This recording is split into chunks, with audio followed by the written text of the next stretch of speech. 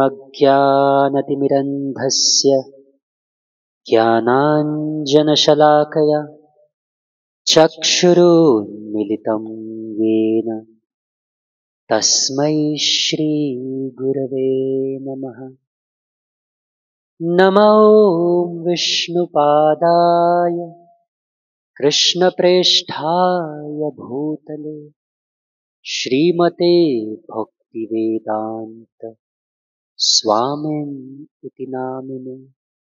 नमस्ते सरस्वती देवे गौरवाणी प्रचारिणे निर्विशेष शून्यवादी पाश्चात्य देशतारिणे। जय श्री कृष्ण चैतन्य प्रभु नित्यानंद श्री अद्वैत गदाधर श्रीवासदि गौर भक्तवृंद। हरे कृष्णा कृष्णा कृष्णा हरे हरे, हरे राम राम राम हरे हरे।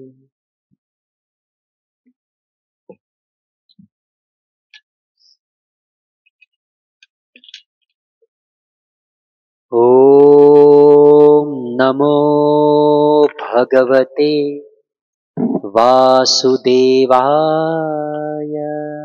सब बोलिए। ओम नमो भगवते वासुदेवाय। ओम नमो भगवते वासुदेवाय। ओम नमो भगवते वासुदेवाय। ओम नमो भगवते वासुदेवाय। ओम नमो भगवते वासुदेवाय।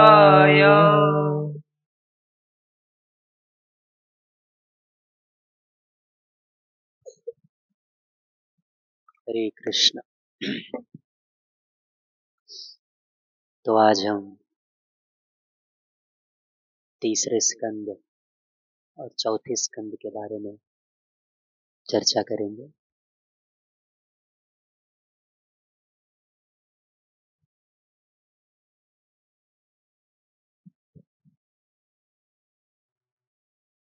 दूसरे स्कंद में वर्णन आता है। परीक्षित महाराज कहते हैं, शृण्वतां श्रद्धया नित्यं गृणतश्च स्वचेष्टितं कालेन न अतिदीर्घेन भगवान् विशते हृदि।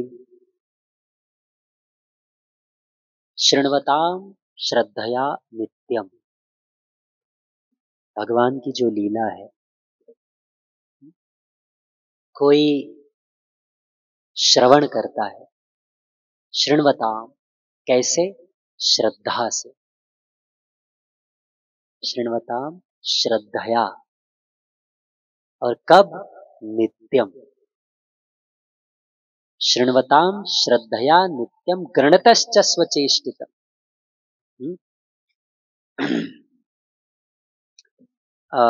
और इसको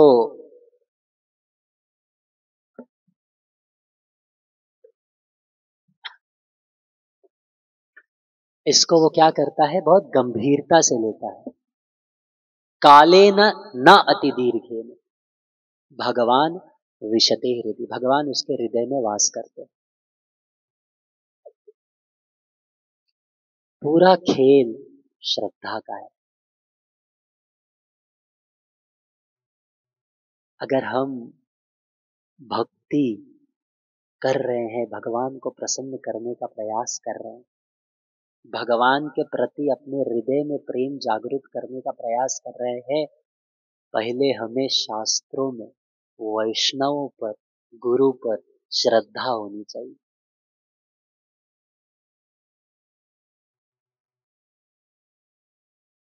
भगवान का कथा कोई साधारण चर्चा नहीं है। कोई व्यक्ति अगर किसी सागर में डूब रहा हो और वो हाथ पैर मार के किसी भी प्रकार से किसी किनारे पर जाने का प्रयास कर रहा है। चारों ओर उसे केवल पानी ही पानी दिखाई दे रहा है। वो हाथ पैर मार रहा है, उसे ये भी पता नहीं कि उसे किनारा कब मिलेगा।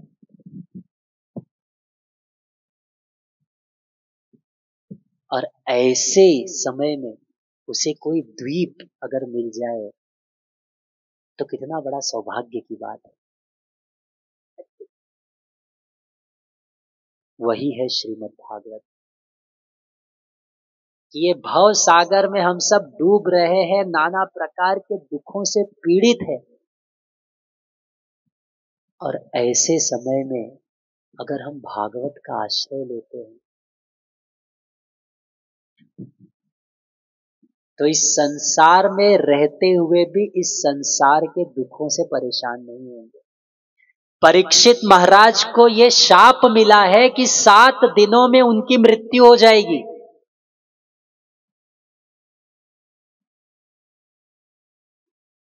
बिल्कुल निश्चिंत है, किसी प्रकार का कोई भय नहीं है। पूर्ण रूप से उन्होंने भागवत का आश्रय लिया है, भागवत श्रवण कर रहे हैं। 7 दिनों तक ना उन्होंने भोजन लिया ना जल लिया, लेकिन पूर्ण रूप से आनंद में है, भाव विभोर में है। सुखदेव गोस्वामी के मुखारविंद से श्रीमद् भागवत का कथामृत का पान कर रहे हैं, आनंदित है। तो ये केवल सुखदेव गोस्वामी के लिए नहीं है, हम सबके लिए है।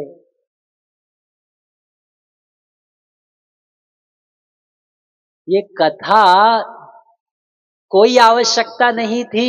भगवान को सुखदेव गोस्वामी परीक्षित महाराज के पास भगवान उनको भेज रहे हैं। परीक्षित महाराज को शाप मिल रहा है, ये उनके कर्मों का नतीजा नहीं है, शुद्ध भक्त है। लेकिन भगवान ये लीला कर रहे हैं भागवत के जन्म के लिए, ताकि भागवत हम प्राप्त कर सके, अपने जीवन का उद्धार कर सके। ये भागवत साक्षात भगवान है। भगवान में और श्रीमद् भागवत में कोई अंतर नहीं है। कोई व्यक्ति अगर भागवत के कथा में बैठा हुआ है, भागवत का कथा श्रवण कर रहा है, वह इस संसार के दुखों से परे हो जाता है। कम से कम जब तक वो भागवत हृदय से सुन रहा है, यह हर कोई व्यक्ति अनुभव कर सकता है। लेकिन श्रद्धा, शृण्वताम श्रद्धया नित्यम,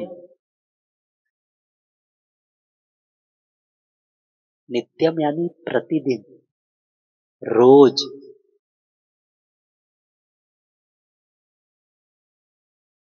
ब्लड प्रेशर अगर किसी को हो जाए तो एक दिन का भी अगर गोली इधर उधर हो गया तो डॉक्टर कहेंगे अरे ऐसा आप नहीं कर सकते, एक दिन का भी डोज मिस नहीं कर सकते।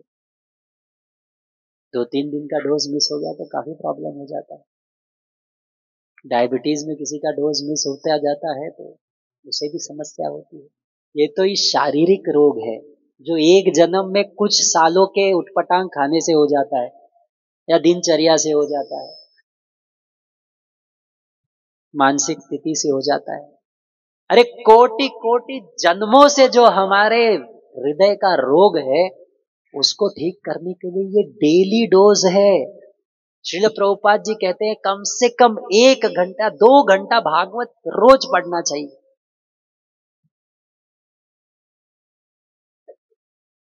हम ऐसे दुर्भागी हैं कि भगवान ने हमें इतना सुंदर भागवत दिया है, अपने लीलाओं का वर्णन दिया है, लेकिन हम उन लीलाओं से आकर्षित ना होकर इस संसार के काम से परिपूर्ण चर्चाओं में आनंद लेते हैं।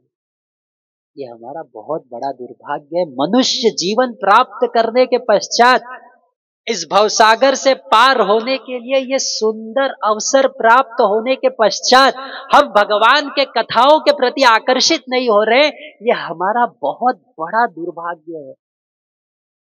ये बहुत बड़ा दुर्भाग्य है।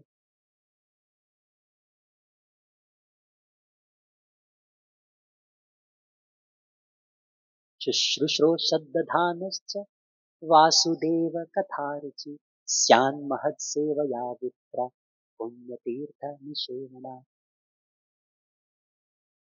शुश्रूषो श्रद्धा धानस्य। अगर भागवत के कथाओं के प्रति रुचि चाहिए, वो वैष्णवों की सेवा करनी, भगवान की सेवा करनी। तो भागवत बहुत सुंदर है। प्रविष्ट कर्णरंध्रेन, बहुत सुंदर, इसी दूसरे स्कंद में आता है। स्वानाम भाव सरोरुहम धुनोति शमलम कृष्ण शलीलस्य यथा शरद। प्रविष्ट कर्णरंध्रेन, जब भगवान का दिव्य कथा किसी के हृदय में प्रविष्ट होता है कर्ण के माध्यम से, प्रविष्ट कर्णरंध्रेन धुनोति शमलम कृष्ण, उसके हृदय का सारा जो दोष है वो नष्ट होता है। जैसे अगर वर्षा हो रही हो और किसी तालाब है मट्टी का, वह कैसे अपने आप स्वच्छ हो जाता है, उसी प्रकार से हृदय का जो दोष है जब कर्ण के माध्यम से कृष्ण कथा प्रवेश करता है, तब ये भी क्या होता है, शुद्ध होता है। वास्तव में कम से कम प्रतिदिन कथा करने के लिए 2.5 से 3 घंटा हो तब थोड़ा तो अच्छा लगता है।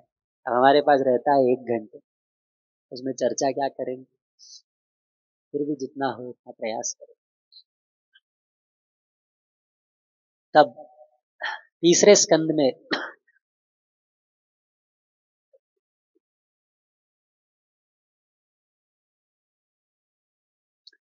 स्कंद में वर्णन आता है विदुर और मैत्रेय का संवाद। ठीक है, तो परीक्षित महाराज जब प्रश्न पूछते हैं सुखदेव गोस्वामी को, तो सुखदेव गोस्वामी विदुर मैत्रेय संवाद का बारे में बताते हैं। ठीक है, तो विदुर जी जब अब देखो विदुर साक्षात कौन है, यमराज।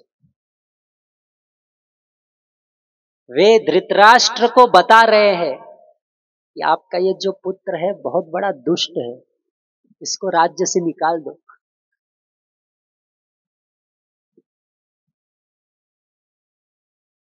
देखो सच्चा प्रेम क्या होता है, जो हमारा हित चाहे, जब हम सही करें तब हमें प्रेरणा दे, प्रोत्साहन दे, जब हम गलत करें तब हमें रोके, हमें टोके, इसे प्रेम कहते हैं।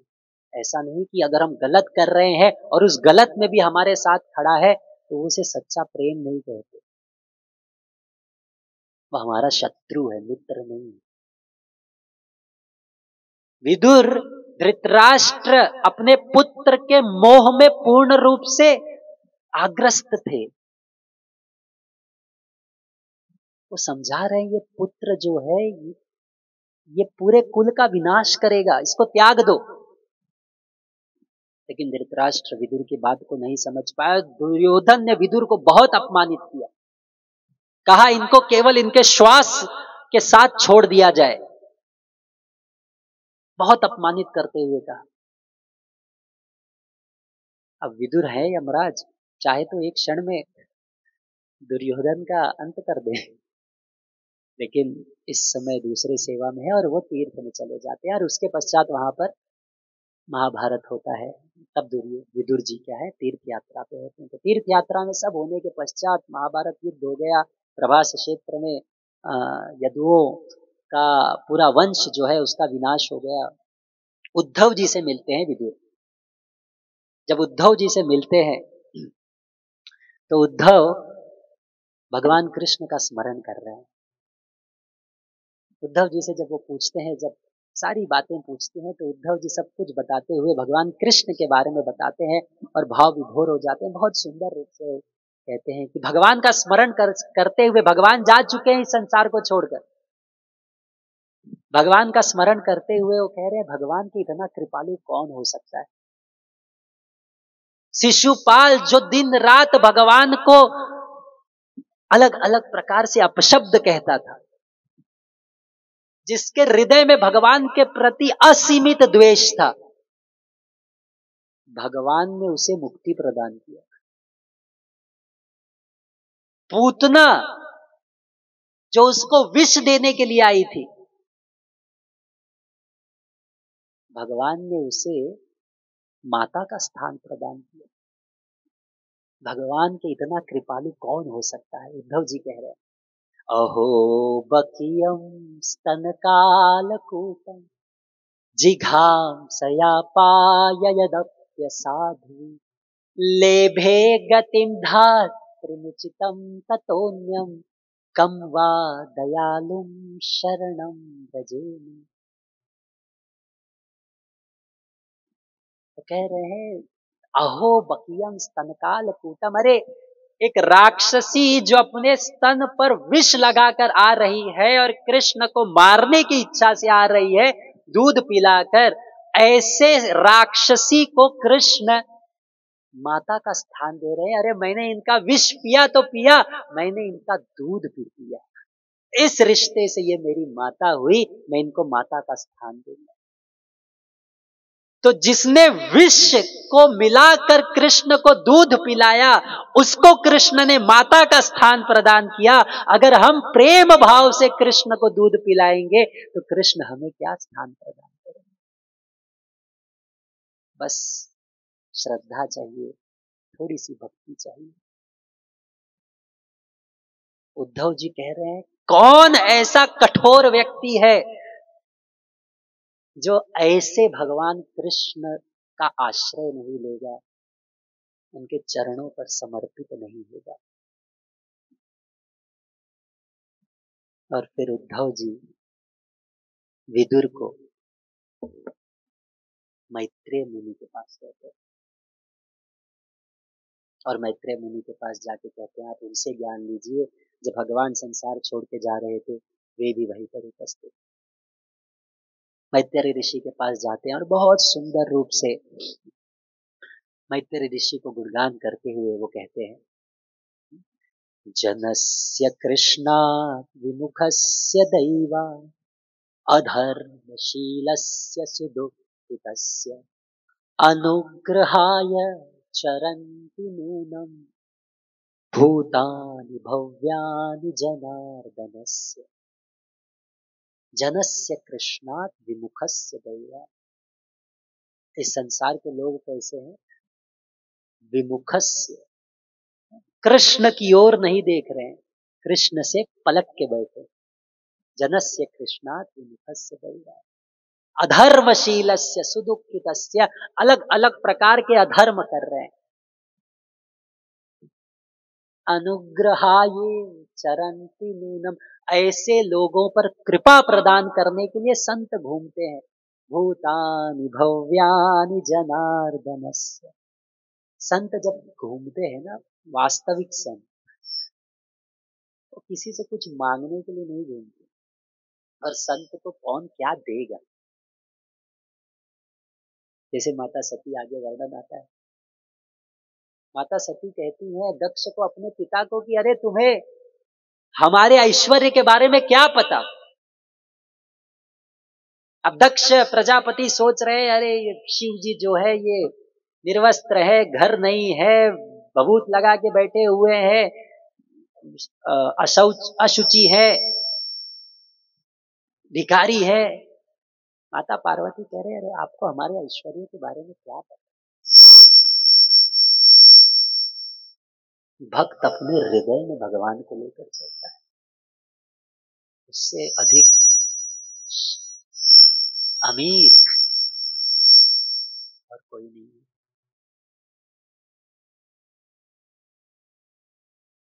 उसके पश्चात विदुर अब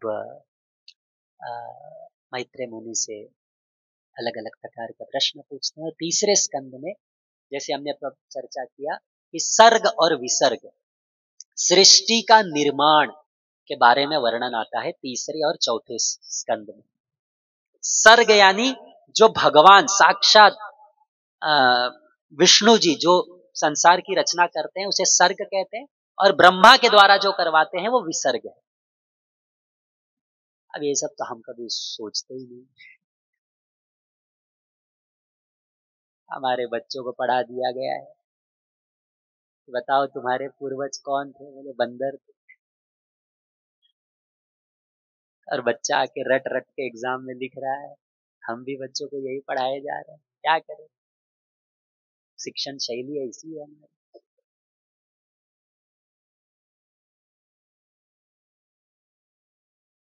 एक पुत्र आता है,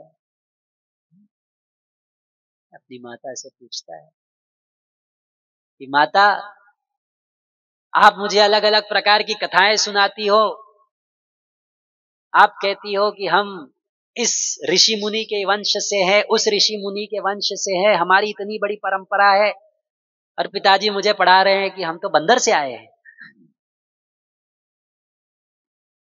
तो उनकी माता ने कहा, बिल्कुल सही, मेरी ओर के ऋषि से आए हैं, उनकी ओर से बंदर से आए हैं।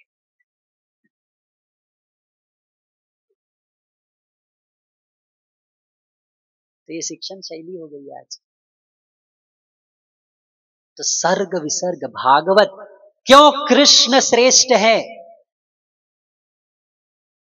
कोई भी साधारण बच्चा माटी खाता है, कोई बड़ी बात नहीं है। क्यों कृष्ण विशेष हो जाते हैं। तो दशम स्कंद भागवत जो है, सभी पूरे 12 स्कंद में सर्वश्रेष्ठ है, वो आश्रय है, सर्वाधिक अध्याय उस स्कंद में है। भगवान की दिव्य लीलाओं का वर्णन दशम स्कंद में है। लेकिन वो कृष्ण को समझने के लिए जो माटी खा रहे हैं, जो गाय के पूंछ पकड़ के घसीटे जा रहे हैं, जो माखन चोरी कर रहे हैं, जो माता यशोदा के प्रेम के बंधन में बंध गए हैं, वो कृष्ण कौन है, ये समझने के लिए पहले सभी स्कंद से देखना पड़ेगा कि सृष्टि का निर्माण कैसा होता है। यही कृष्ण के इच्छा मात्र से होता है। इसीलिए प्रारंभ के सभी स्कंदों को पढ़ना आवश्यक है कि वो भगवान जिनके इच्छा मात्र से ये पूरी सृष्टि की रचना होती है, पोषण होता है, संहार होता है, सब कुछ जिनके द्वारा होता है, वो भगवान जब एक छोटे से बालक के रूप में आते हैं, तब उनकी लीलाएं जो है अत्यंत आकर्षित। नहीं तो माटी तो हर एक बच्चा खाता है।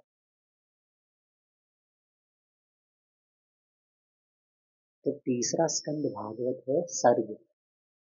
अत्र सर्ग विसर्ग स्थानम पोषण भूतय, स्थान 5वां स्कंद आता है। तो सर्ग के बारे में अब समय तो उतना नहीं है, लेकिन क्योंकि भागवत का अंग है, मैं संक्षिप्त में बताता हूं कि ये सृष्टि की रचना होती कैसी है, बहुत संक्षिप्त में बताता हूं। तो भगवान कृष्ण से प्रथम विष्णु विस्तारित होते हैं। उनका नाम है कारणोदकशयी विष्णु, जो कारण सागर में सोए रहते हैं। आप लोगों ने चित्र देखा होगा, पुराने सीरियल कृष्ण में आता था कि भगवान सोए हैं और बहुत सारे छोटे छोटे ब्रह्मांड निकल रहे हैं। तो बीबीटी का, इस्कॉन का एक पेंटिंग, कारण सागर में भगवान लेटे हुए और अनंत ब्रह्मांड निर्माण हो रहा है। तो ये कारण सागर जो है, यहाँ पे भगवान सोए हुए रहते हैं। ये प्रथम विष्णु है, कारणोदकशयी विष्णु। फिर भगवान के दिव्य शरीर के प्रत्येक अंग से एक ब्रह्मांड उत्पन्न होता है, जिसे महत् प्रधान कहा जाता है। एक बीज के रूप में, अव्यक्त बीज के, दिखाई नहीं देता, अव्यक्त बीज के रूप में।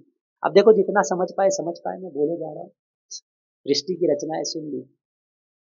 भगवान के प्रत्येक अंग से अव्यक्त बीज के रूप में प्रधान, जिसको कहा जाता है, ब्रह्मांड निर्माण होता है। ऐसे अनंत ब्रह्मांड निर्माण होते हैं। हम एक ब्रह्मांड में बैठे हो। इस ब्रह्मांड की जो चौड़ाई है, ठीक है, वो कितनी है? 4 अरब माइल, 4 अरब मील। तो ब्रह्मांड की चौड़ाई है, भागवत में लिखा हुआ है।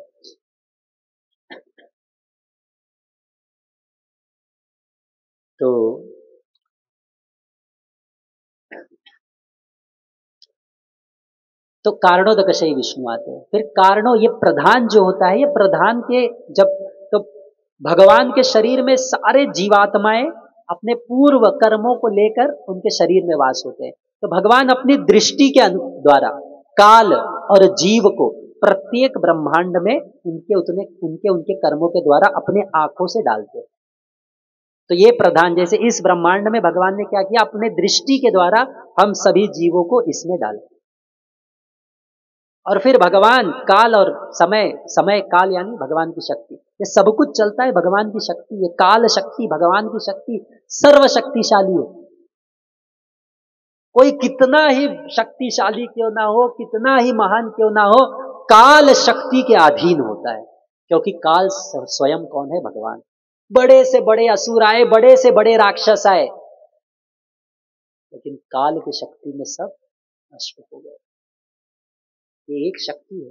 कोई कहे कि मैं नास्तिक हूं, भगवान पर विश्वास नहीं करता, आप मत करो, लेकिन काल पर विश्वास करना होगा, समय पर विश्वास करना होगा, जो हमें धीरे धीरे वृद्ध बनाता है और हमें, हमारा शरीर हमसे खींच लेगा। आप भगवान को नहीं करोगे, काल को करोगे। और भगवान भगवत गीता में कहते हैं, मैं काल हूं, समय।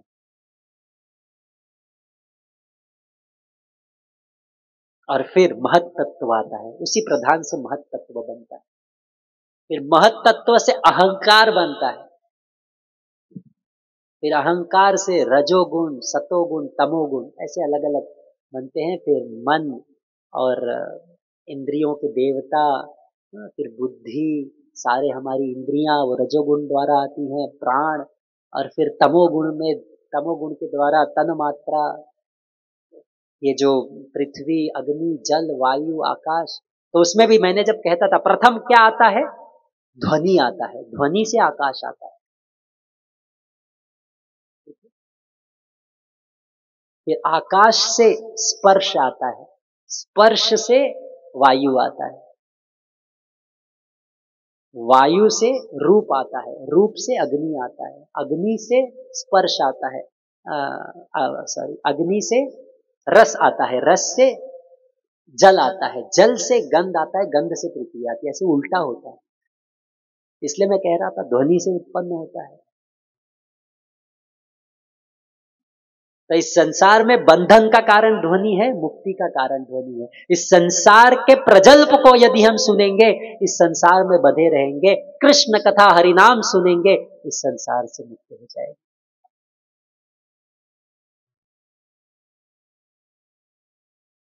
श्रद्धा होनी चाहिए,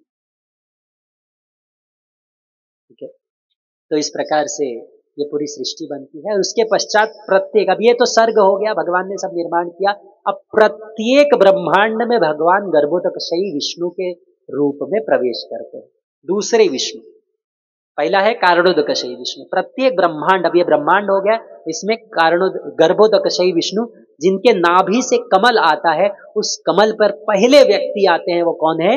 ब्रह्मा जी, पहले व्यक्ति। तो यहां तक है सर्ग। अब इसके आगे ब्रह्मा जी सब कुछ बनाते हैं, अब वो है विसर्ग। ये दोनों तीसरे और चौथे स्कंद में आता है, बहुत विस्तृत रूप में आता है, बहुत डिटेल में आता है। अब ब्रह्मा जी सारे देवताओं को बनाते हैं, बाकी सब चीजें बनाते हैं। तो उनके पुत्र हैं स्वयंभू मनु, और स्वयंभू मनु को कहते हैं, बहुत सारे पुत्र उनके हैं। स्वयंभू मनु को कहते हैं, जाओ प्रजापति, संतान उत्पत्ति करो। सबको अलग अलग प्रकार का शरीर देना है ना, मनुष्य रूप देना है, वृक्ष का देना है, पशु का देना है, कीट का देना है, सब जीवों को शरीर प्रदान करने की जिम्मेदारी है ब्रह्मा जी की। तो स्वयंभू मनु को कहा, जाइए संतान उत्पत्ति कीजिए। स्वयंभू मनु पृथ्वी पे आए, पृथ्वी गायब। तो बोले भगवान संतान उत्पत्ति कहाँ करूं?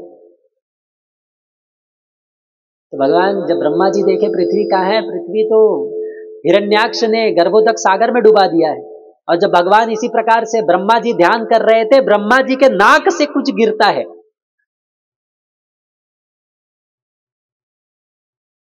अब आप लोगों के नाक से क्या गिरता है?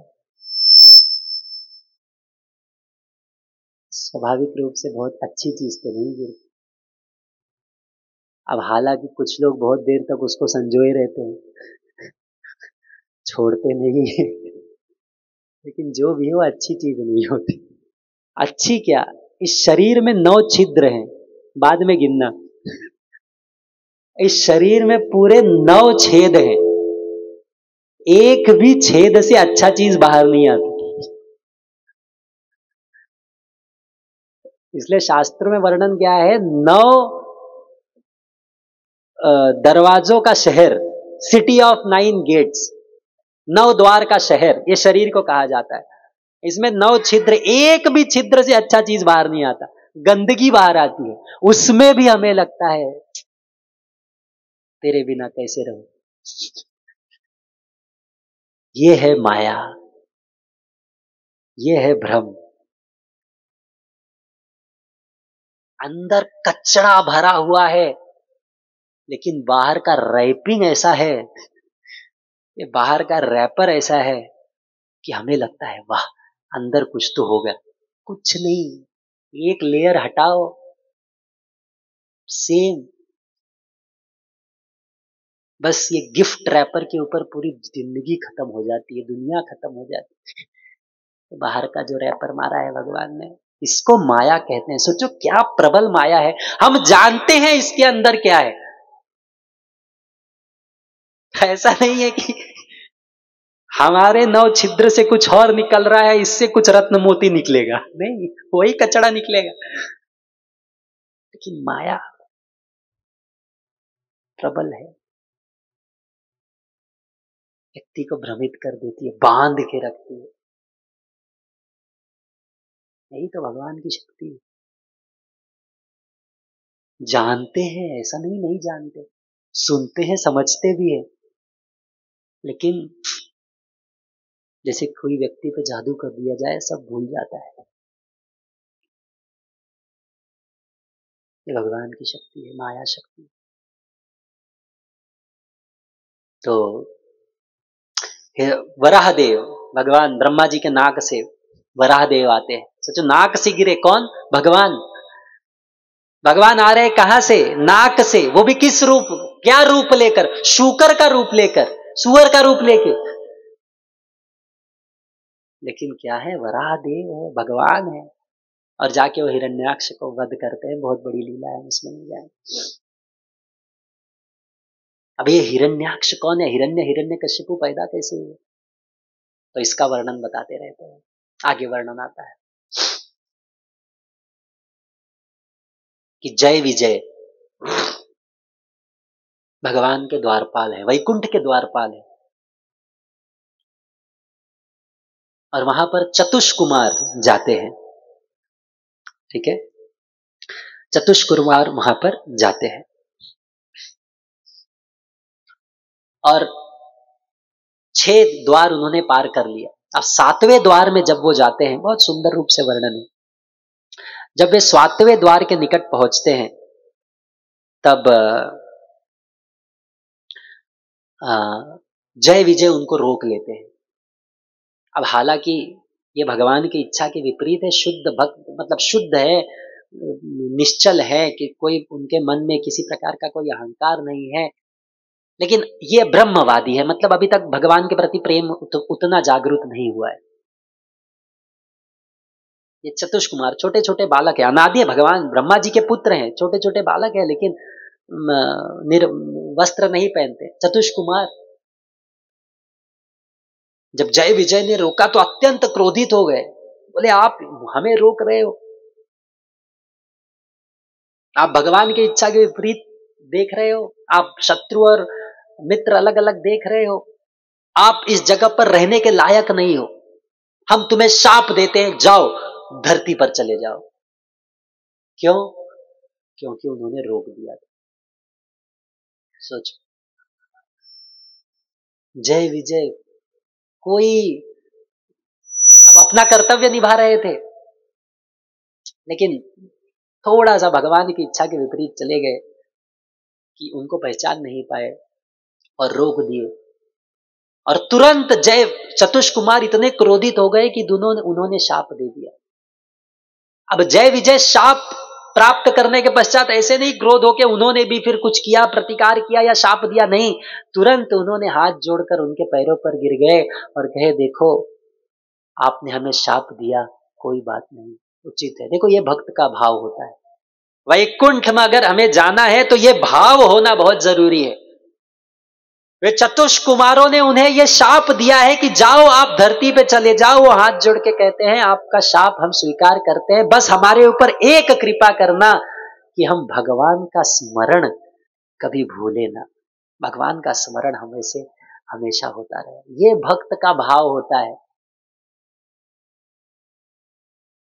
जो भगवान का आश्रय लेता है ना, उसे भगवान कभी छोड़ते नहीं। और जब इस प्रकार से उन्होंने बोला, दोनों के मन में एक प्रकार से पश्चाताप की भावना आई। तुरंत भगवान विष्णु लक्ष्मी के साथ सब लोग वहां पर उपस्थित हो गए। बहुत सुंदर वर्णन आता है। तस्यारविंद नयनस्य पदारविंदम किंजल कमे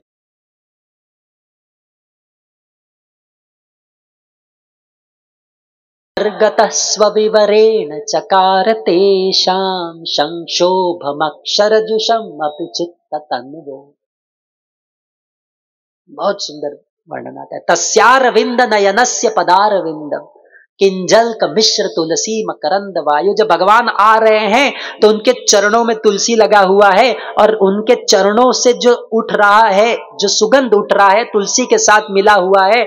जब ये स्वीकार कर रहे हैं, चतुष्क कुमार स्वीकार कर रहे हैं, संक्षोभमक्षर जुषम अपिचित्त तन्वो, भले ही वो पूर्ण निराकार या ब्रह्मन भाव के व्यक्ति थे, लेकिन तुरंत भगवान के प्रति उनके हृदय में प्रेम जागृत हुआ।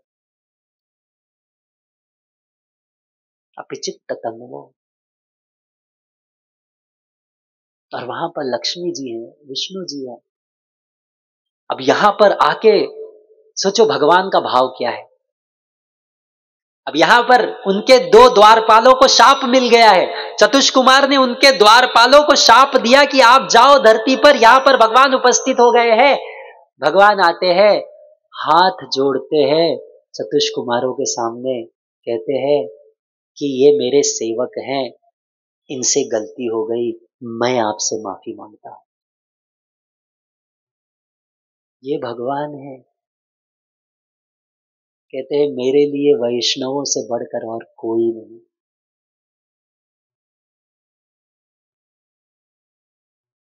इन लोगों ने आपको रोकने का दुस्साहस किया, बहुत गलत किया। ये सेवकों का जो, अगर एक सेवक किसी प्रकार का गलती करता है तो उसका दाग उसके स्वामी पर लगता है।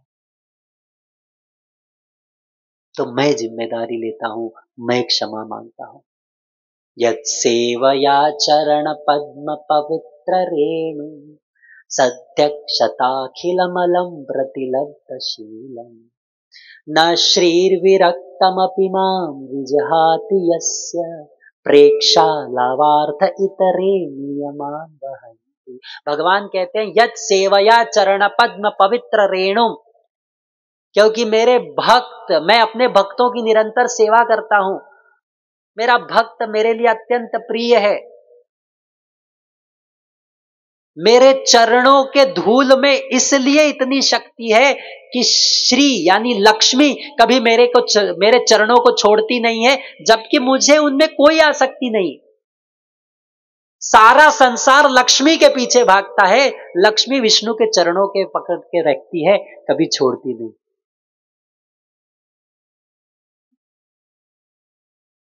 न शरीर विरक्तम अपि माम विजहात यस्य प्रेक्षा लाभार्थ इतरे नियमान वहन्ति। बड़े बड़े देवता, बड़े बड़े लोग भगवान लक्ष्मी के एक कृपा कटाक्ष के लिए इतना ललायित रहते हैं, इतना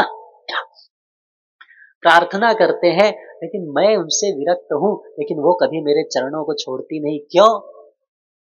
क्योंकि मेरे भक्त की सेवा करके, उनसे प्रेम करके मेरे चरणों को ये शक्ति प्राप्त, चरण धूलि को ये शक्ति प्राप्त हुई, चरणों में ये शक्ति प्राप्त हुई। ये भगवान का भाव है। और फिर वो क्षमा मांगते हैं और फिर कहते हैं कि एक कृपा करिए कि मेरे ये दो जो जय विजय हैं, ये पुनः वापस से शीघ्र मेरे धाम वापस आ जाए। ये क्षमा मांग रहे हैं। अब चतुष्क कुमार सोच रहे हैं भगवान क्षमा तो हमसे मांग रहे हैं, लेकिन एक तरफ से हमको पराया कर दे रहे हैं और जय विजय को अपना कह रहे हैं। क्षमा मांग रहे लेकिन क्या कह रहे, ये मेरे हैं, आपसे क्षमा मांगता हूं। एक तरफ से हमें पराया कर दे रहे। सतीश कुमार कहते हैं भगवान हमें भी वही दंड चाहिए, हमें भी किसी प्रकार का दंड चाहिए जो इन दोनों निष्पाप को मिला है, हमसे गलती हो गई।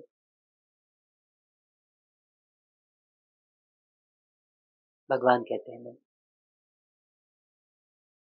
और फिर सतीश कुमार को कृपा देते हैं, वे वहां से चले जाते हैं। और ये दो जय विजय इस रूप में आते हैं। भगवान उनको आशीर्वाद देते हैं कि 3 जन्म के पश्चात शीघ्र आप लोग वापस आओ। अब जय विजय का धरती पे आना उनके कर्म के कारण नहीं था, भगवान के इच्छा के कारण था। हिरण्याक्ष, हिरण्यकश्यपु, रावण, कुंभकर्ण, शिशुपाल, दंतवक्र, ये जय विजय है, आध्यात्मिक जगत के वैकुंठ के द्वारपाल है। ये सुंदर लीला आती है तीसरे स्कंद में। और तीसरे स्कंद में आगे क्या आता है, सुंदर करदम मुनि और देवहूति। आगे चलकर तो स्वयंभू मनु के 2 पुत्र हुए, प्रियव्रत, उत्तानपाद, और 3 पुत्री हुई, आकुति, देवहूति, प्रसूति। ठीक है, तो प्रसूति का विवाह किसके साथ हुआ, दक्ष के साथ हुआ। आकुति का विवाह रुचि के साथ हुआ और देवहूति का विवाह हुआ करदम मुनि के साथ।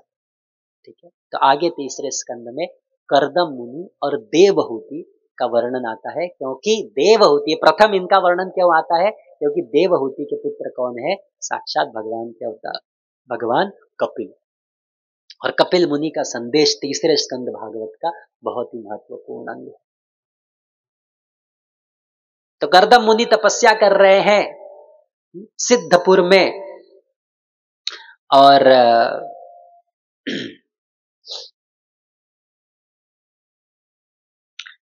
गुजरात में आता है, वहां पर तपस्या कर रहे हैं और बहुत प्रेम से भगवान को आराधना कर रहे हैं। अपने पिता ब्रह्मा जी का उन्हें आदेश है कि आपको क्या करना है, संतान उत्पत्ति करना है, प्रजापति हैं। और फिर वे भगवान को प्रार्थना कर रहे हैं कि मुझे क्या चाहिए, सुंदर एक पत्नी चाहिए जिससे संतान उत्पत्ति हो, प्रजापति उनकी जिम्मेदारी है। और फिर भगवान प्रकट होते हैं, बहुत लंबी लीला है। भगवान प्रकट होते हैं और फिर कहते हैं शीघ्र ही स्वयंभू मनु के पुत्री वो आपको प्रदान करेंगे। और फिर स्वयंभू मनु आते हैं, अपनी पुत्री देवहूति करदम मुनि को प्रदान करते हैं। बहुत सुंदर उनका मिलन होता है। उसके पश्चात करदम मुनि ध्यान करने लगते हैं, भगवान का चिंतन करने लगते हैं, और देवहूति माता करदम मुनि की सेवा करती है। बहुत सुंदर रूप से वर्णन आता है कि कैसे माता देवहूति करदम मुनि की सेवा कर रही है, पूर्ण श्रद्धा के साथ। क्या उनको चाहिए, प्रेम के साथ, अपने इंद्रियों को नियंत्रित करते हुए, बिना किसी अपेक्षा के केवल सेवा किए जा रहे हैं। और करदम मुनि ध्यान में लगे हुए हैं। ये वास्तविक होना चाहिए कि जो जिम्मेदार व्यक्ति है वो भगवत भक्ति के पथ पर चले और बाकी सभी लोगों को उस पथ पर लेकर चले।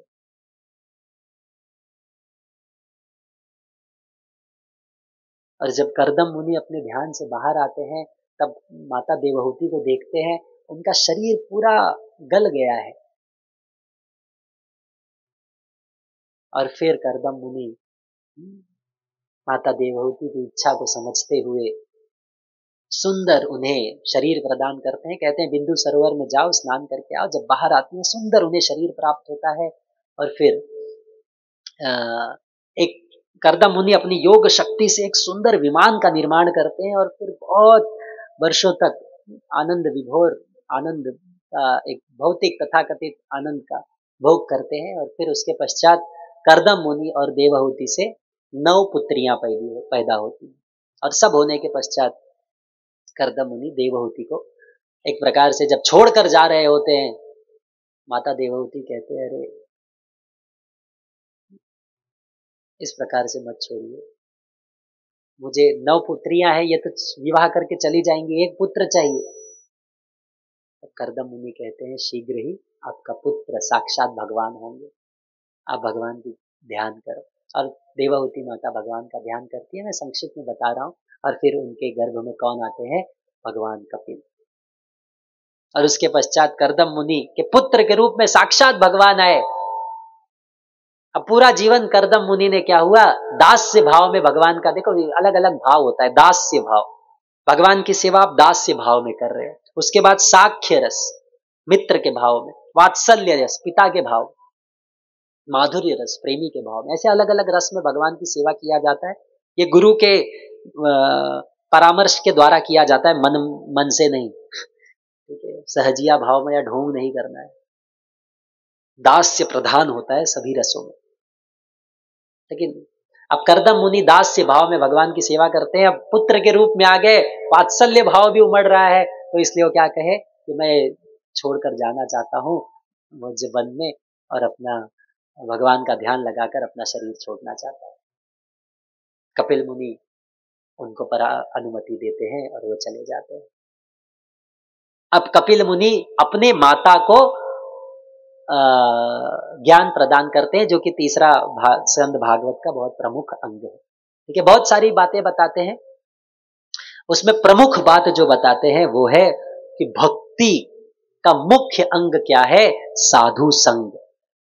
ठीक है, ये बहुत सुंदर है। कुछ जो सारे उसमें महत्वपूर्ण जो संदेश है वो हम चर्चा करेंगे। कपिल मुनि, ये बहुत महत्वपूर्ण अंग है तीसरे स्कंद में।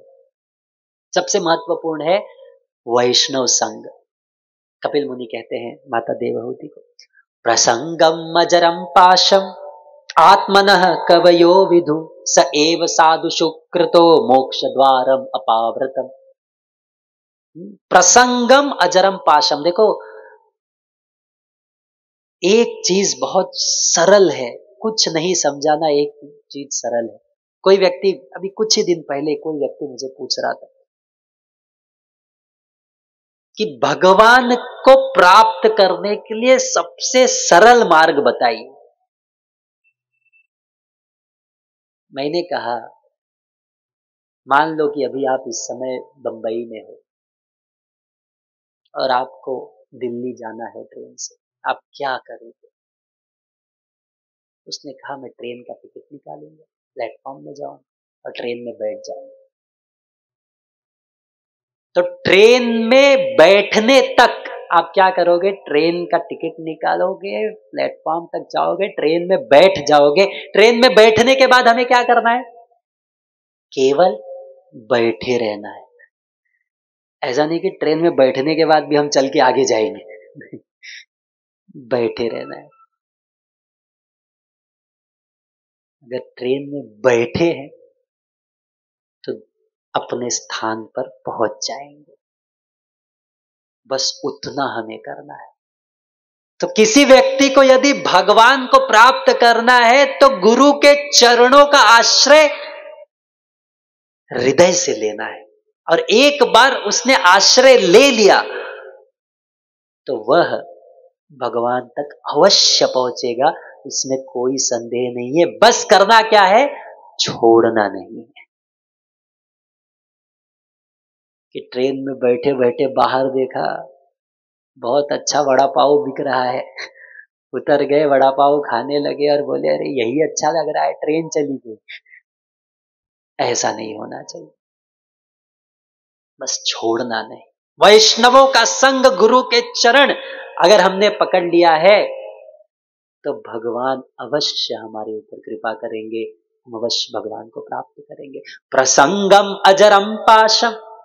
और इस संसार के व्यक्तियों को जो भोग विलास में लगा हुआ है, अगर हम उसका संगत लेंगे तो इस संसार के बंधन में पड़े रहेंगे, इसमें कोई संदेह नहीं। प्रसंगम अजरम पाशम आत्मनः कवयो विदु स एव साधुषु कृतो मोक्ष द्वारम अपावृतम। साधुओं का संगत लेंगे तो हम मुक्त होंगे। साधु कौन है? अब ये वर्णन आता है, भैया साधु कौन है? 100 रुपए का किसी ने कपड़ा पहन लिया, 2 तिलक लगा लिया, चंदन लगा लिया, वे साधु आ गए, इसे साधु कहेंगे क्या? नहीं।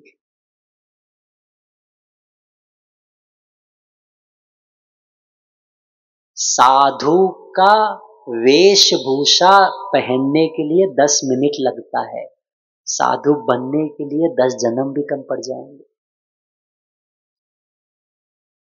तो इसलिए कपिल मुनि कहते हैं तितिक्षवा कारुणिका सुहृद सर्वदेहिना अजात शत्रव शांत साधव साधु भूषण। तो ये क्या है? साधु के गुण क्या है? तितिक्षवा, सहनशील होता है।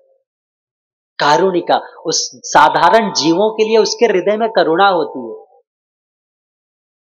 तितिक्षवा कारुणिका। सुहृद, प्रत्येक जीव का हित चाहता है। हित यानी क्या? इस संसार में वापस आए, दुखी हो, पीड़ा हो, संसार के जन्म मृत्यु में भोगे, ये कृपा नहीं। अरे भगवत धाम जाए, संसार के दुख से बाहर जाए, ये भाव होता है।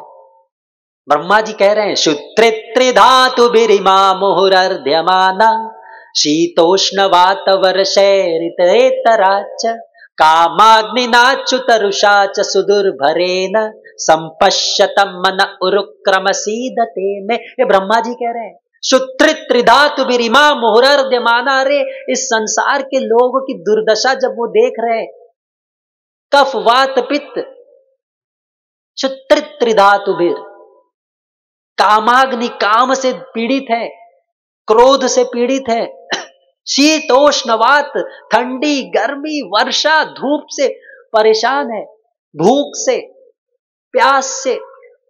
भगवान मैं इनका दुर्दशा देखा नहीं जा रहा, इनकी गति देखा नहीं जा रहा है।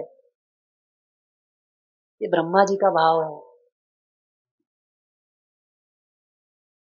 सुहृद, सुहृद सर्वदेहिना अजात शत्रव, उसका कोई शत्रु नहीं होता, उसका कोई शत्रु नहीं होता। दृष्टद्युम्न द्रोणाचार्य के पास आ रहे हैं, उनका जन्म ही हुआ है द्रोणाचार्य को मारने के लिए, और वो उनसे धनुर्विद्या सीखने के लिए आ रहे हैं। द्रोणाचार्य उनको धनुर्विद्या सिखा रहे हैं, किस लिए? उनको खुद को मारने के लिए। साधु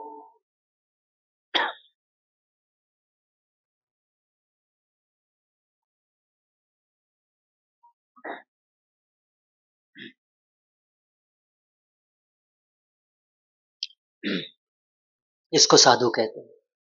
अजात शत्रव शांत, शांत रहता है, साधव साधु भूषण, ये है। और फिर बहुत सारे वर्णन देते हैं। और एक सताम प्रसंगा मम वीर्य संविदो भवन्ति हृत्कर्ण रसायन कथा तज्जोषणाता स्वपवर्ग वर्तमनि श्रद्धा रतिर्भक्तिरनुक्रमिष्यति। ये वर्णन आता है। कपिल मुनि कह रहे हैं सताम प्रसंगाम मम वीर्य संविदो, भक्तों के संग में। देखो एक ही चीज बनाना है, अगर हमें इस संसार के से बाहर जाना है ना, एक ही चीज, भक्तों का संग बनाना है ना। मैंने बहुत अच्छा एक वैष्णव संघ प्रारंभ किया है। कुछ लोग एकत्रित होकर भगवान की कथा चर्चा करते हैं, सरल 10-15 लोग एकत्रित होकर भगवान की कथा चर्चा करते हैं, बस। सताम प्रसंगाम मम वीर्य संविदो। आप भक्तों के संग में अगर कोई व्यक्ति भगवान की चर्चा कर रहा है, भवंति हृत्कर्ण रसायन, कान में इंफेक्शन हो तो डॉक्टर देता है ना ईयर ड्रॉप्स, उसी प्रकार से हृदय के दोष के लिए ईयर ड्रॉप्स क्या है? कृष्ण कथा। भवंति हृत्कर्ण रसायन कथा। और भगवान के प्रति प्रेम उत्पन्न होता है, हृदय का दोष नाश होता है। ये सुंदर वर्णन आता है। फिर कपिल मुनि आगे वर्णन करते हुए भगवान के दिव्य शरीर का वर्णन करते हुए माता देवहूति को संचिंतयेद भगवतश्चरणारविंदम वज्रांकुशध्वज सरोरुहलांछनाद्यम उत्तुंग रक्त विलसम नक चक्रवाल ज्योत्स्नाभिराह महद हृदयांधकारम। भगवान के चरणों को गुणगान कर रहे। संचिंतयेद भगवतश्चरणारविंदम वज्रांकुश ध्वज सरोरुहल, वज्र अंकुश ध्वज, इस प्रकार से भगवान के चरण शोभित होते हैं। उत्तुंग रक्त रक्त विलसम नख चक्रवाल, भगवान के दिव्य नख से निकलते हुए तेज से क्या होता है, ज्योत्स्ना बिर आह महद हृदय अंधकारम, हृदय के कोटि कोटि जन्मों के दोष खत्म हो जाते हैं जब भगवान के चरणों पे जब कोई ध्यान केंद्रित करता है। उसी प्रकार से भगवान के मुख पर जब कोई ध्यान केंद्रित करता है, हासम हरे रवनथाखिल लोक तीव्र, शोकाश्रु सागर विशोषण मत्य उदारम, सम्मोहनाय रचितम निजमाय यस्य, भूमंडलम मुनिकृते मकरध्वजस्य। हासम हरे रवनथा खिल लोक तीव्र, भगवान के सुंदर मुख को जब कोई देखता है, हासम हरे अवनथा अखिल लोक तीव्र, इस संसार के लोग जो शोक के अश्रु के सागर में पीड़ित है, वो केवल भगवान के सुंदर रूप को देखकर नष्ट हो जाएगा। सम्मोहनाय रचितम निजमायस्य, भ्रूमंडलम मुनिकृते मकरध्वजस्य, जो व्यक्ति काम वासना से पीड़ित है, भगवान के सुंदर भ्रुकुटियों को ऊपर ध्यान करके उसकी काम वासना नष्ट हो जाएगी। ये भगवान का दिव्य रूप है। और ये सब सुंदर वर्णन आता है, माता देवहूति को बताते हैं। फिर अंत में माता देवहूति को वो कहते हैं कि अब आप भगवान पर अपना ध्यान केंद्रित कीजिए, और वे उनको छोड़कर जाने लगते हैं। जब जाने लगते हैं तब बहुत सुंदर रूप से, समय नहीं है लेकिन माता देवहूति कपिल मुनि को कहती है जाते जाते, ठीक है, अहो बतस्व पचोत गरिया यज्जिह्वा। ये सब लोग ध्यान से सुनो, अभी प्रयाग चल रहा है, कुंभ का समय चल रहा है। अहो बतस्व पचोत गरिया यज्जिह्वा गरे वर्तते नाम तुभ्यं, ते पुस्तपस्ते जुहुवुषश्नुरार्या ब्रह्मानुचुर्नाम गृह्णन्ति ये ते। देवहूति माता कह रही है, क्या कह रही है, अहो बत स्वपचोत गरिया, जो व्यक्ति आपके नाम को ले रहा है, जिसके मुख से हरि नाम निकल रहा है, सब बोलिए हरे कृष्णा कृष्णा कृष्णा हरे हरे, हरे राम राम राम हरे हरे। माता देवहूति कहते हैं जो व्यक्ति भगवान का नाम ले रहे हैं, कि अगर वो नीच से नीच योनि में भी जन्म लिया है तो भी वो पूजनीय है। या जिह्वाग्रे वर्तते नाम तुभ्यम, अगर उसके मुख पर हरिनाम आने वाला है, तेपुस तपस्ते जुहबु शश्नुरार्या, उसने सभी प्रकार का तपस्या कर लिया है, सारे तीर्थों का स्नान कर लिया है, सभी प्रकार के यज्ञ कर लिया है, तभी उसके जिह्वा पर हरिनाम आ सकता है, अन्यथा नहीं आ सकता। तो यह है हरिनाम की शक्ति। केवल अगर व्यक्ति हरिनाम करता है, सभी तीर्थों का स्नान का फल उसे प्राप्त होता है। यह हरिनाम की शक्ति है, इससे श्रेष्ठ और कुछ नहीं। लेकिन व्यक्ति जब कोई चीज सरलता से प्राप्त हो जाए तो कैसे स्वीकार करे। कोई चीज अगर बड़े सरल रूप से दे दिया जाए तो व्यक्ति उसे स्वीकार नहीं करता, उस पर संदेह करता, इतना सरल कैसे। ये हरिनाम से श्रेष्ठ और कुछ नहीं। आप किसी भी शास्त्रों को उठा के देख लो, कोई भी महान संत के वाणी को सुन लो, एक ही सार आएगा। कलयुग में एकमात्र केवल उपाय क्या है, हरेर नाम हरेर नाम एव केवलम, कलौ नास्त्येव गतिरन्यथा। कलयुग में केवल हरि नाम केवल एक ही सहारा है। बस विश्वास नहीं होता, यही हमारा दुर्भाग्य। और यह कहते हुए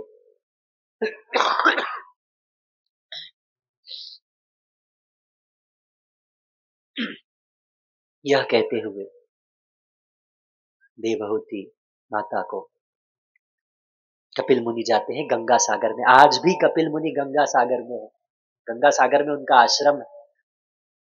गंगा जी को लाने के लिए भी उनका बहुत बड़ा एक योगदान है, नवे स्कंद में आएगा आज। और फिर देवहूति माता बिंदु सरोवर के निकट श्रद्धा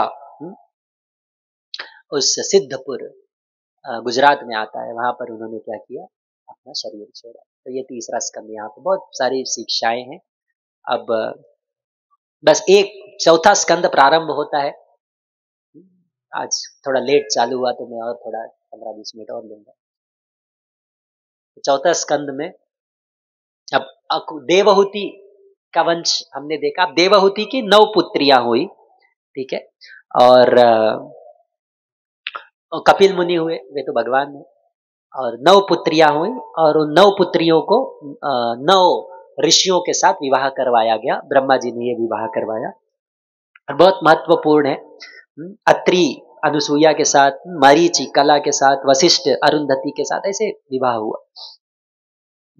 दक्ष और प्रसूति का विवाह हुआ और उनसे 16 पुत्रियां हुई, और 13 जो है वो धर्म को साथ विवाह हुआ, स्वाहा का अग्नि के साथ हुआ, स्वधा का पितास के साथ हुआ, और सती जी का विवाह हुआ शिव जी से।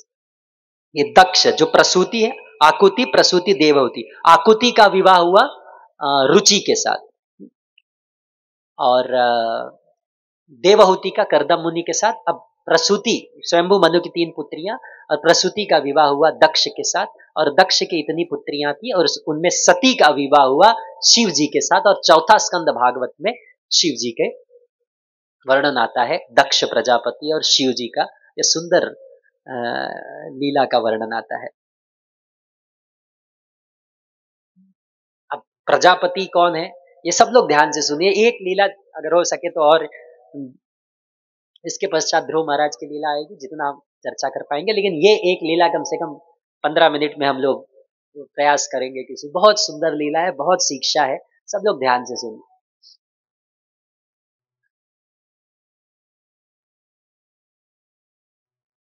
प्रजापति दक्ष, ये कौन है? दक्ष का अर्थ क्या है? एक्सपर्ट, कुशल, सारे देवताओं के एक प्रकार से राजा है। और ब्रह्मा जी उनको विशेष स्थान प्रदान किए।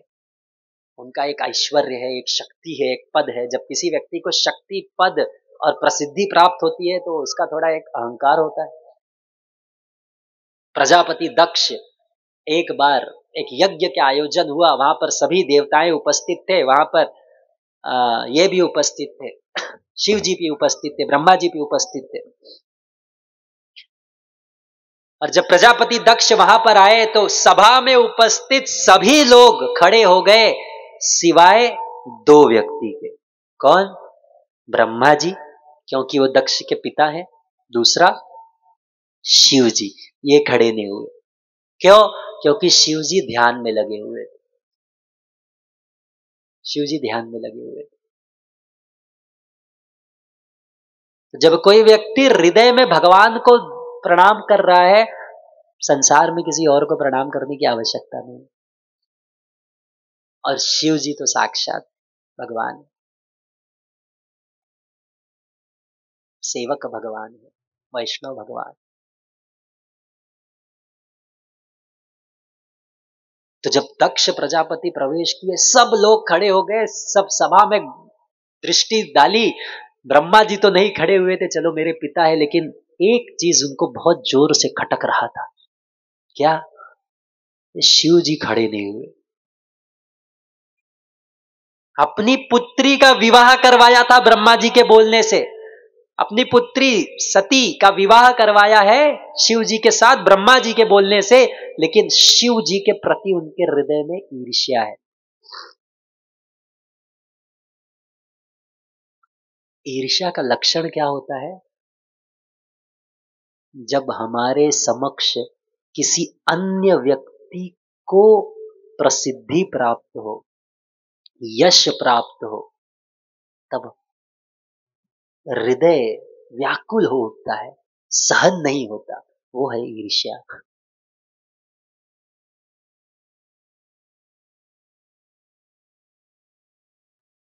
अब दक्ष प्रजापति को लग रहा है मैं स्वामी हूं, मैं राजा हूं, सब लोग मेरा सम्मान करना चाहिए। ये शिव उठ नहीं रहा है और केवल इस बात के लिए वो क्या करते हैं, शिव जी को अलग अलग प्रकार से अपशब्द कहते हैं। केवल किस बात के लिए, शिव जी उठे नहीं। अब हम कहीं पर कोई जाए और कोई उठे नहीं, क्या फर्क पड़ता है। केवल एक व्यक्ति उठे नहीं, उनको इतना क्रोध आया, वो क्या कह रहे हैं, शिव जी निर्लज्ज है, असुचि है, भभूत लगाते हैं, कंकाल की माला पहने हुए रहते हैं, फकीर है, कपड़े पहनते नहीं है, मरकट लोचन है, बंदरों जैसी इनकी आंखें हैं, क्या क्या नहीं बोल डाले। क्यों? केवल उठे नहीं। अब हालांकि जब कोई व्यक्ति शुद्ध भक्त को जब कोई अपशब्द कहता है ना, तो वो अपशब्द आभूषण हो जाता है। तो निर्लज्ज, उन्होंने कहा निरपत्रप, कि ये निरपत्रप है, दूसरा मतलब निर्लज्ज है। लेकिन इसका वास्तविक अर्थ क्या है, निरपत्रप यानी शिव जी ऐसे लोगों को आश्रय प्रदान करते हैं जिनका कोई आश्रय नहीं है। इसका दो अर्थ होता है। मरकट लोचन, बंदरों जैसी आंखें हैं, इसका दूसरा अर्थ क्या है कि शिवजी ऐसे लोगों की इच्छाओं की पूर्ति करते हैं जो इस संसार के वस्तुओं को प्राप्त करने के लिए अभिलाषा करते हैं, भौतिक इच्छाओं को पूर्ण करने की अभिलाषा करते हैं। यशोघ्न, इन्होंने हमारे यश को पीड़ा पहुंचाई है, दुख पहुंचाया है, ये कहते हैं। इसका दूसरा अर्थ है कि शिवजी के यश के सामने बाकी सभी का यश फीका पड़ जाता है। ऐसे जब कोई व्यक्ति महान भक्त कोई भगवान को जब अपशब्द कहता है ना, वो अपने आप माता सरस्वती उसके मुख से ऐसे शब्द निकलवाती है कि वो उसका स्तुति हो जाता है। सब कुछ बोल दिया और अंत में वो शाप देते हैं कि क्योंकि ये ऐसे व्यक्ति है, इनको पता नहीं कैसा व्यवहार करना चाहिए, जो देवताओं के लिए यज्ञ में भोग अर्पण होता है, इनका भाग उनमें नहीं रहेगा। ये शाप दे दिए। अब ये भी वरदान है कि अरे साधारण देवताओं के साथ भला शिवजी कैसे भोग स्वीकार करे, ये वैष्णवा नाम यथा शंभु है।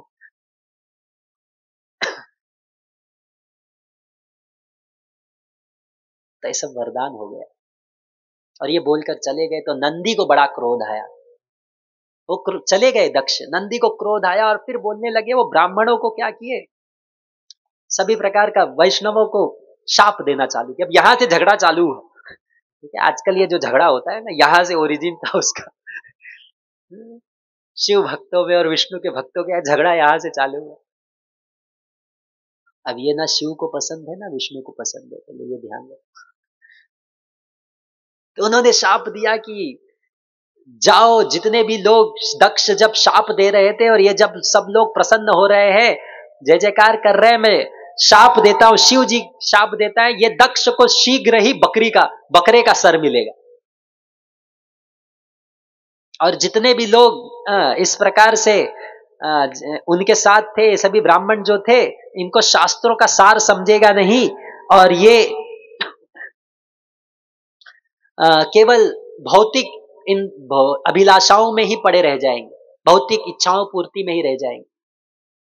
जब इस प्रकार से नंदीश्वर ने शाप दिया, भृगु मुनि ने भी शाप देना चालू किया कि जाओ, जितने भी शिव जी के अनुयायी है वो नास्तिक बन जाएंगे, वो पाषंडी रहेंगे, वे शास्त्रों पर विश्वास नहीं करेंगे। ऐसे अलग अलग प्रकार से शाप दिया। जब इस प्रकार से दोनों शाप दे रहे थे, शिव जी को बड़ा दुख हुआ, उठ के चले गए। अब यहां तक तो कथा ठीक था। कुछ समय बीता, दक्ष को अब और बड़ा पद प्रदान कर दिया गया, उनका अहंकार और बढ़ गया। ठीक है, जब कोई कभी कभी ऐसा लगता है ना कि अरे ये व्यक्ति इतना गलती कर रहा है, इतना पाप कर रहा है, इसके पास इतना पैसा क्यों आ रहा है, मैं तो गलत रास्ते पे नहीं चल रहा हूं कि ये सही रास्ते पे चल रहा है। नहीं, वो व्यक्ति को इसलिए उठाया जा रहा है ताकि जब उसको फेंका जाए तो उसको सूत समेत दंड मिलेगा। दक्ष और ऊपर उठे, सारे प्रजापतियों में श्रेष्ठ स्थान प्रदान किया गया, महान यज्ञ का आयोजन किया गया।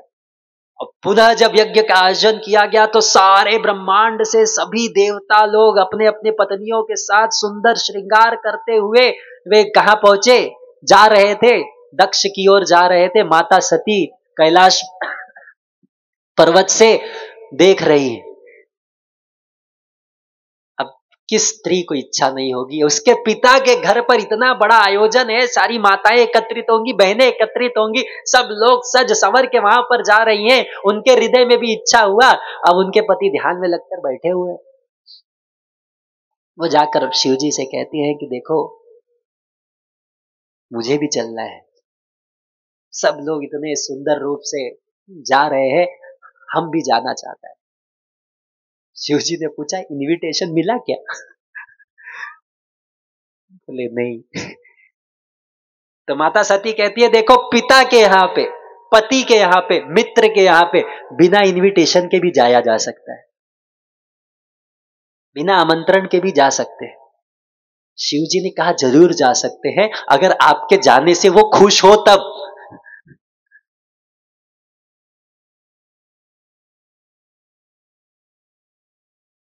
तब शिव जी बहुत सुंदर बात कहते हैं माता सती को।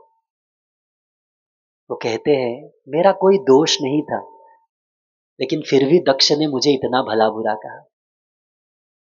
शत्रु के बाणों से जो प्रहार होता है उससे इतना पीड़ा नहीं होती, जब अपनों के शब्दों के बाणों के प्रहार से जो पीड़ा होती है वह व्यक्ति को सदैव सतत सताता रहता है, दुख प्रदान करते रहता है।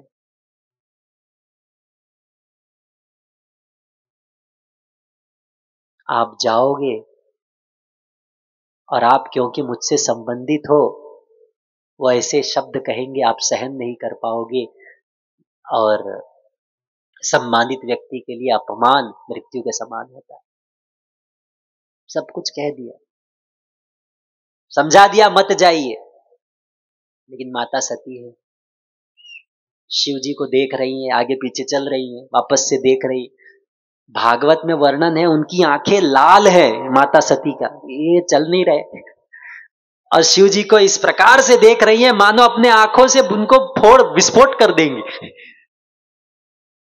फिर बहुत देर तक घूमी, आगे पीछे जाऊं नहीं जाऊं, जाऊं नहीं जाऊं, क्रोध आ रहा है, आखिर मेरा पति क्यों नहीं चल रहा है, चलना चाहिए, इतना बड़ा त्योहार है, समझ नहीं पाई। उसके बाद वो खुद चल दी, अकेले चल दी। अब ये बहुत बड़ा गलती था, अकेले चल दी शिव जी को छोड़कर। अब जैसे ही नंदीश्वर और बाकी सब लोग, उनके अनुयायी देखे शिव जी के, सब लोग आए, उनको सुंदर आसन वाहन प्रदान किया गया, और सब लोग पूरा एक प्रकार से सुंदर स्वागत, बहुत सुंदर तरह से वे सब दक्ष की ओर गए। जब दक्ष के यहां पर पहुंचे, माता सती जब उतरी, दक्ष ने, देखो अब ये बात सब लोग ध्यान से देखो, दक्ष शिव जी से इतना द्वेष करते थे कि जब उनकी स्वयं की पुत्री आई माता सती, उन्होंने उनका भी स्वागत नहीं किया, स्वागत तो दूर की बात, उनके तरफ देखा भी नहीं, अनदेखा कर गए। क्यों? क्योंकि इनके पति से द्वेष था। और जितने भी दक्ष के तथाकथित अनुयायी थे, आज के भाषा में चेले थे, वे सब भी दक्ष की ओर देखे, बेचारे चुप बैठ गए, माता सती को स्वीकार। अरे कौन है माता सती? साक्षात शिव जी की अर्धांगिनी, उनका स्वागत किसी ने नहीं किया। लेकिन सारी माताएं और बहनें तुरंत आई और स्वागत की, लेकिन माता सती को अपने पिता की ओर से यह व्यवहार अच्छा नहीं लगा। और जब यज्ञ की ओर को, यज्ञ के समीप गई और देखा शिव जी को यज्ञ में उनका भाग अर्पण नहीं किया जा रहा है, यह उनसे सहन नहीं हुआ, अत्यंत क्रोधित हो गई, और फिर वे अपने पिता को बोलने लगी, हमने अभी कुछ देर पर चर्चा किया कि केवल आप जैसा ही दूषित व्यक्ति है जो शिव जी में दोष देख सकता है, जिसका कोई शत्रु नहीं है, जो किसी में दोष नहीं देखता है, आप ऐसे व्यक्ति में दोष देख रहे हो। आपको हमारे ऐश्वर्य के बारे में क्या पता, शिव जी के स्तर के बारे में क्या पता।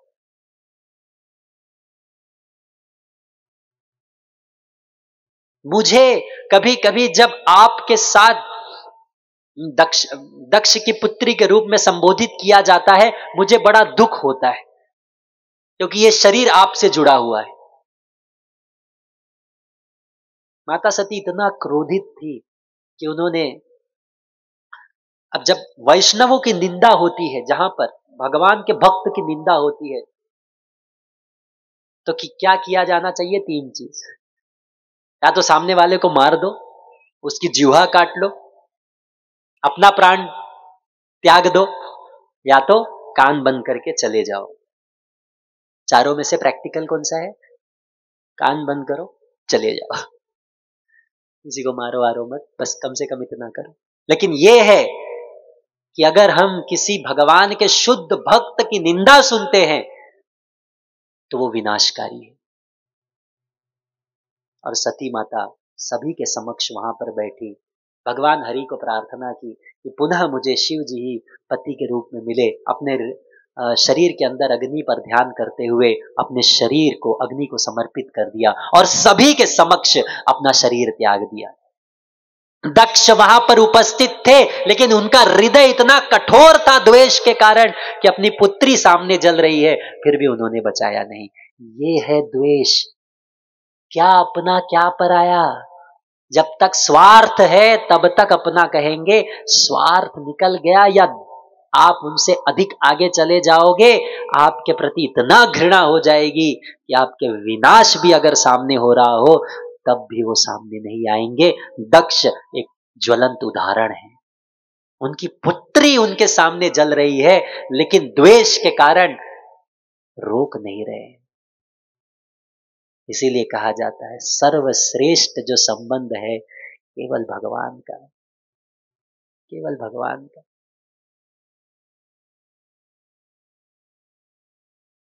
ये एक है जो अपनी पुत्री का रक्षण नहीं कर रहे हैं और वहां पे भगवान कृष्ण है।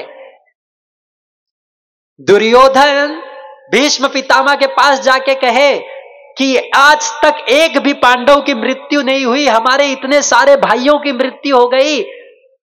आज अगर कर्ण होता तो मुझे ये दिन देखना नहीं पड़ता। भीष्म पितामह, आप पूर्ण शक्ति से युद्ध नहीं कर रहे हो।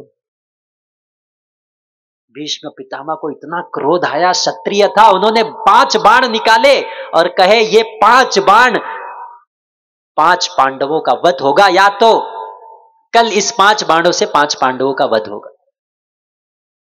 दुर्योधन पुनः डर गए, मतलब संदेह उनके मन में आया कि मन बदल क्यों ना जाए। बोले ये 5 बाण मुझे दे दो, मैं संभाल के रखूंगा। संभाल के रख लिए, जाके सोए। अब रात को अचानक कृष्ण ने अर्जुन को उठाया, बोले भैया उठो। बोले क्या हो गया? बोले अरे क्या हो गया क्या? कल भीष्म पितामह सबका वध करने वाले हैं। बोले आप हो ना? बोले अरे वो सब नहीं चलेगा। तो क्या करना होगा? बोले जाओ दुर्योधन के पास जाओ। दुर्योधन ने आपको वचन दिया था, गंधर्वों से जब उनको आपने बचाया था, आपको वचन दिया था कि आपको वो एक वरदान देंगे। जाओ उनके पास, उस वरद का स्मरण दिलाओ और उनके पास 5 बाण है, मांग के लेके आ जाओ। अचानक अर्जुन चले गए, भगवान जो बोलते करते। अर्जुन चले गए दुर्योधन के पास। दुर्योधन आए, बड़ा स्वागत हुआ। देखो युद्ध होने के पश्चात बड़े प्रेम से व्यवहार करते थे। स्वागत वगत किया, बिठाए, बोले क्या चाहिए? युद्ध समाप्त कर दूं, राज्य चाहिए? अर्जुन बोले नहीं, वो तो हम ले लेंगे। बोले फिर इतनी रात को क्यों आए? बोले आपके पास 5 बाण है, वो मुझे दे दो। आपने मुझे इच्छा वर का एक वरदान दिया था जब गंधर्वों से बचाया था। अब बेचारे दुर्योधन क्या करें, वो बाण ले जाके दे दिया। सुबह भीष्म पितामह हुए, युद्ध का समय आ गया। दुर्योधन को बोला मेरे बाण का है? बोले बाण तो गायब। तो ले गए। बोले कौन ले गया? अर्जुन आया था। बोले हाँ। ये बोले ये कृष्ण का चाल है। भीष्म पितामह ने तब प्रतिज्ञा ली, या तो आज कृष्ण अपना प्रतिज्ञा तोड़ेंगे या तो पांचों पांडवों का वध होगा। और कृष्ण भी बोले, चाहे कुछ हो जाए, मैं अपनी प्रतिज्ञा 1000 बार तोड़ने के लिए तैयार हूं, पांडवों को कुछ होने नहीं दूंगा। ये है भगवान। जब युद्ध प्रारंभ हुआ, भीष्म पितामह इतना आज शक्ति से युद्ध कर रहे थे, अर्जुन का प्रतंचा तोड़ दिए। अब अर्जुन असहाय हो गए, कृष्ण उतरे, सुदर्शन का आवाहन किया। सुदर्शन हाथ जोड़ के खड़ा होता है, बोले भगवान मैं भक्तों को मारने के लिए नहीं हूं। तो बोले ठीक है, तुम बताओ। रथ का पहिया उठा लिए, उसमें वो शक्ति प्रदान करके मारने जा रहे थे, तब अर्जुन ने उनको पकड़ लिया। ये है भगवान। सब कुछ, सब नियम, सब कायदा, सब प्रतिज्ञा तोड़ कर केवल एक ही प्रतिज्ञा उनका है, न मे भक्त्या प्रणश्यति, मेरे भक्त का विनाश नहीं हो सकता। ऐसे भगवान का भला कौन आश्रय नहीं लेगा?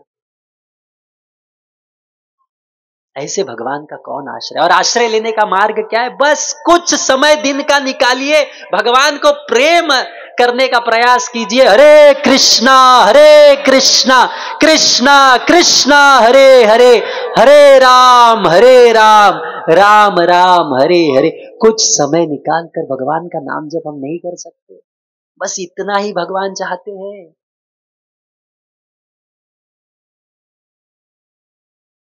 और जब इस प्रकार से सती का वध हो गया, तब हम संक्षिप्त में 2 मिनट में समाप्त करेंगे। तब यहां पर आती है शिव जी को यह पता चलता है, और शिव जी क्या करते हैं, तुरंत अपने बालों से कुछ बाल उठाकर जमीन पर पटकते, अत्यंत क्रोध वेश में आते हैं, और एक महान शिव जी का एक अनुयायी जिनका नाम है वीरभद्र, बहुत ऊंचा था, 3 सूर्य के जैसा उनका तेज था, हजारों हाथ थे, कई अस्त्र थे, और सूर्य ने कहा जाओ उस यज्ञ में जाओ और उस यज्ञ का विनाश करो और दक्ष को दंड प्रदान करो। ठीक है, इस प्रकार से वीरभद्र और सभी लोग गए वहां पर, जितने भी लोग थे। तो भृगु मुनि को पकड़ा, सब लोग यज्ञ विनाश कर दिया, मंडप उंडप तोड़ दिए, सब कुछ विनाश कर दिया। सारे अनुयायी गए और वीरभद्र ने दक्ष को पकड़ा, मणिमान ने भृगु को पकड़ा, चांदेश ने पूष को पकड़ा, नंदीश्वर ने भग को पकड़ा। इस प्रकार से सभी लोग अलग अलग जन को पकड़े और दंड देना चालू किए। भृगु, जब शिव जी को अपमान किया जा रहा था, भृगु जी हंस रहे थे और मूछे, हरे कृष्ण, तो उनकी मूछों को निकाल दिया। ठीक है। पूषा, जब शिव जी का अपमान किया जा रहा था, हंस रहे थे, दांत दिखा रहे थे, तो वीरभद्र ने उनके दांत तोड़ दिए, सारे दांत तोड़ दिए। भग अपनी आंखों को मटका रहे थे, उनकी आंखें निकाल ली। और दक्ष को उन्होंने क्या किया, यज्ञ में जो उपस्थित था, जो लकड़ी उपस्थित था, उसके द्वारा उन्होंने उनका सिर धड़ से अलग कर दिया। दक्ष प्रजापति कुछ समय पहले अहंकार में मदमस्त सारे प्रजापतियों के स्वामी यहां पर सिर धड़ होकर अलग कर होके बैठा है। क्यों? वैष्णव अपराध। किसी भक्त की निंदा करोगे, आपका विनाश होने में समय नहीं लगेगा। सब होके चले गए। फिर सारे, अब यहां पे इतना बड़ा यज्ञ हो रहा है, अब इस यज्ञ में ब्रह्मा जी और विष्णु जी जानते थे कुछ तो गड़बड़ होने वाला है, दोनों आए नहीं थे पहले से। और फिर उस समय सब लोग, देवता लोग परेशान हो गए। अब वीरभद्र तो चले गए, अब शिव जी सब हो गया, चुपचाप गए एक पर वृक्ष के नीचे बैठे, शांति से बैठ के। अब वर्णन ये भी है कि सती माता के देह को लेके वो अलग अलग जगह पर भागे और फिर अलग अलग शक्तिपीठ निर्माण हुआ। उसके बाद वो ध्यान में बैठे और कथा करने लगे, भगवान की कथा करने लगे। ब्रह्मा जी के पास सब गए, बोले ऐसा ऐसा हुआ। ब्रह्मा जी कहे, अरे मूर्खो, आप लोग शिव जी के साथ इस प्रकार से दुर्व्यवहार कर रहे हो, हमारी भी हिम्मत नहीं होती, उनकी शक्ति की सीमा हम भी नहीं जानते, ये तो तुम्हारे साथ होना निश्चित था। बोले अब क्या करना है? बोले चलो, शिव जी बड़े कृपालु है, बड़े भोले, क्षमा कर देंगे सब लोग, चलो माफी मांगो। और सब लोग गए, जब गए कैलाश पर्वत पर, वहां पर बहुत सुंदर वर्णन है। शिव जी वहां पर बहुत सारे ऋषियों के साथ बैठे हुए थे, सुंदर एक विशाल वृक्ष था। वहां पर वो उस वृक्ष के नीचे बैठे हुए थे और कृष्ण कथा कर रहे थे, कथा कर रहे थे।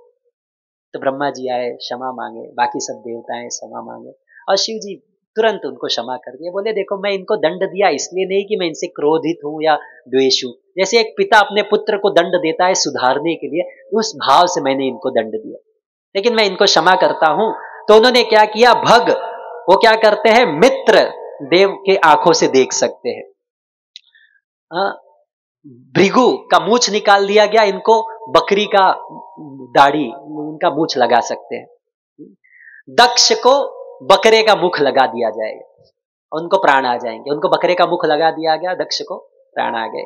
और फिर पूष जो है वे अपने शिष्यों के दांतों से खा सकते हैं, ये उनको प्रदान किया और क्षमा कर दिया। और फिर वापस दक्ष को बकरे का मुख मिला और फिर वो जीवित हुए। और फिर उनको सब स्मरण आया, अब थोड़ा सा उनका जो अहंकार है, द्वेष है, कम हुआ। अपनी पुत्री का अंत उन्हें स्मरण आया, रोने लगे, भगवान शिव से क्षमा किया, मांगा, और भगवान शिव ने उनको क्षमा किया। फिर सब लोग गए, यज्ञ पुनः प्रारंभ किए और भगवान विष्णु वहां पर प्रकट हुए और उनको सुंदर उपदेश दिया। ये चौथे स्कंद भागवत का प्रथम लीला है। अब इसके आगे हम ध्रुव महाराज की लीला कल से चर्चा करेंगे। आज हम अपनी कथा यहीं पर विराम करते हैं। बहुत बहुत धन्यवाद। हरे कृष्णा। श्रीमद् भागवत की जय।